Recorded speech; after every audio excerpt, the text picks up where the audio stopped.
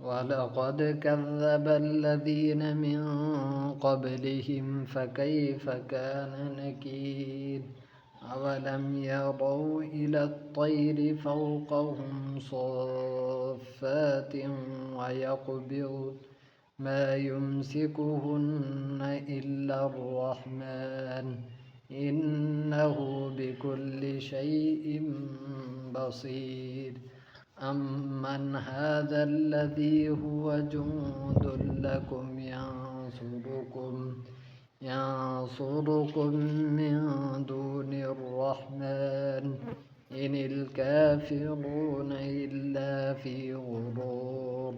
أمن هذا الذي يرزقكم إن أمسك رزقه بل لجوا في عتو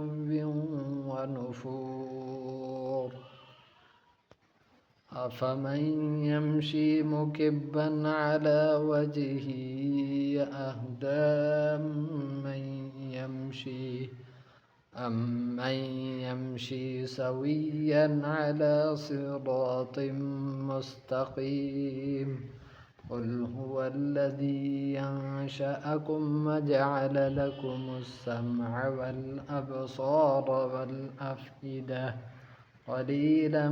ما تشكرون قل هو الذي ذرأكم في الأرض وإليه تحشرون ويقولون متى هذا الوعد إن كنتم صادقين قل إنما العلم عند الله وإنما أنا نذير